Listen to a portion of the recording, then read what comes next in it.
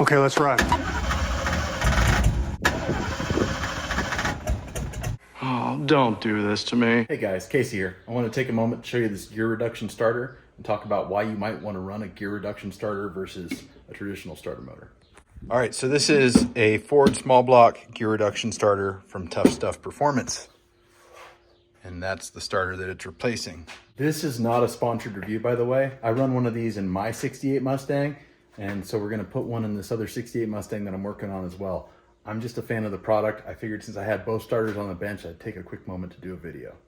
Tough Stuff Performance, they're American made. This is their 13124 for 289, 302, 351 Windsor, and 351 Cleveland with either 164 tooth or 157 tooth flywheel or flex plate. Detailed instructions. I love a company that's not afraid to put a torque spec in their instructions. What is up with that crap with nobody being able to man up and put a torque spec in their instructions anymore? If you're engineering a product, put a torque spec in there. Jeez. Anyway, why would you want to go with the gear reduction versus the standard? Well, right off the bat, there's a big weight difference. The gear reduction starter is about 5 pounds lighter, or 2/3 the weight, depending upon how you want to look at it, of the traditional starter motor for a Ford. If you run an aftermarket componentry, the ability to index the starter and gear reduction housing to the block mounting is another huge plus of a gear reduction starter. I don't know that all gear reduction starters do this, but all the Tough Stuff starters do. And in fact, I'm already noticing that I'm gonna have to rotate this because it's gonna hit the big block on that Blueprint 347 stroker that's in this Mustang over here. That one. Okay, so these are reasons directly from Tough Stuff why their starter motor is better than a traditional starter motor, all right? This is straight off of their website. These are designed for high horsepower and high compression motors. They're both lighter and smaller. We already talked about that. This is 5 pounds lighter than this guy over here. They provide additional clearance for headers and aftermarket engine blocks, which are fatter, as well as the ability to clock them. They run a heavy-duty armature. They run premium ball bearings. They run a one-piece steel motor housing instead of multiple-piece housing that a lot of the stock-style starter motors run. They run a 100% copper band field coil, and they have thicker solenoid contacts. So those are just all reasons. These are hand-built, 100% made and assembled in the United States of America. And let's talk about the OEM style starter motor for a second. All right, this is basically what you would get from O'Reilly Auto Parts. This one happens to be incredibly worn out.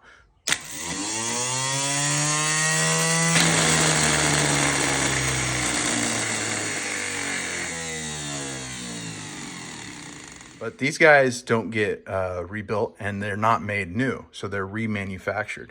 So you've got housings that are beat up. You know, this thing is from a 1968 Mustang. In fact, look at this. I saw this when I was taking it off. Boom, right there. C5AE.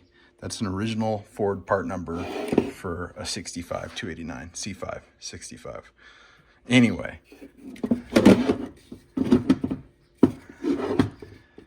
These things, in the best of cases, are just worn out, and this one was no exception. They're heavy, they don't have much adaptability, and they're not up to the task cranking over 10.5, 11-to-1 compression, big motor without some serious help.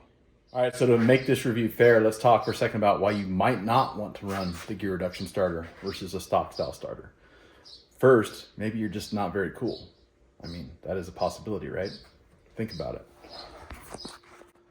I jest. So the only reason that I can really come up with is the warranty. Tough Stuff, American made, quality product. They only give you a 1-year warranty.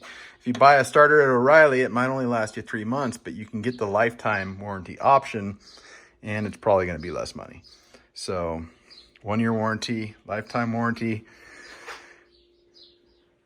I don't drive that car a ton, but you know, the starter's been in there for 5-6 years now. I've never had a lick of trouble with it. I don't know how important the 1-year warranty really is. I imagine these things will last quite a bit longer. If you get a dud, it's probably going to be apparent right away. So you'd be able to replace it well within the warranty period. I don't think it's going to be an issue. I really don't. But, you know, some people like a lifetime warranty, and they'll take a less superior product to have that. Anyway, I want to keep this video short and sweet. I'm trying to keep the long format videos short and sweet because my shorts do better than my longs. And well, yeah, anyway, you guys just don't have the attention spans anymore, I guess. That's okay. You be you, I'll be me, and thanks for watching, and we'll see you on the next one.